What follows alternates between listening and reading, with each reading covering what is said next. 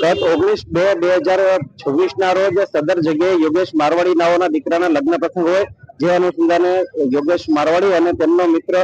અજય ઉર્ફે પિન્ટુ રામસિંહ ગિરાસે નાઓ અહીંયા વાતચીત કરતા હોય તે સમયે સદર આરોપ આવી ગયેલો હોય અને તેમના ભાઈ તેમને એવો આરોપ છે કે સદર મરનાર આરોપીનો ભાઈ છે એનું મદદ થયેલું હતું, જે અનુસંધાને અંગત અદાવતમાં તેમણે અજય ઉર્ફે પિન્ટુ ગિરાસે નાઓના ઉપર પોતાના પાસે રહેલ ગેરકાયદેસર કટ્ટાથી ફાયરિંગ કરેલું, જમણા પગમાં ફાયરિંગ કરી અને જે તે વખતે ગુનાવાળી જગ્યાએથી નાસી ગયેલ અને એક આરોપી પકડી પાડેલ. ત્યારબાદ મહેરબાન પોલીસ કમિશનર શ્રી સેક્ટર 1 સાહેબ, ઝોન 2 સાહેબ અને મદદનીશ એસીપી ડી ડિવિઝન સાહેબ નાઓના માર્ગદર્શન હેઠળ અલગ અલગ ટીમો બનાવી સદર આરોપીઓને પકડવા માટે ત્યારબાદ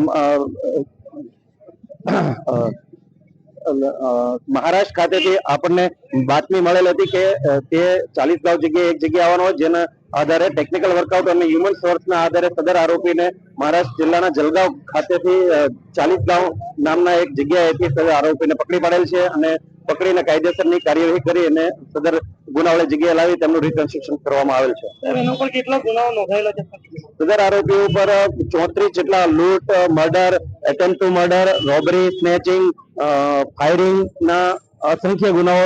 નોંધાયેલા હોય અને જે અનુસંધાને તેને લાવીને કાયદામાં રહેશો તો ફાયદામાં રહેશો તેમજ ગુનાવાળી જગ્યાએ લાવીને રિકન્સ્ટ્રક્શન પંચનામું કરવામાં આવેલ છે. ગુનાખોરી કરનારાને શું તમે ચેતવણી આપવા માંગો છો? ગુજરાત સરકાર શ્રી તેમજ નાયબ મુખ્યમંત્રી શ્રી તેમજ મહેરબાન પોલીસ સ્ટેશન કમિશનર સાહેબ શ્રી નાઓ તરફથી તમામ આરોપીઓને સૂચના છે કે જો તમે કાયદામાં રહેશો તો ફાયદામાં રહેશો, કોઈ પણ ચમરબંધી હોય કોઈને પણ છોડવામાં આવશે નહીં અને કડકમાં કડક પગલાઓ લેવામાં આવશે.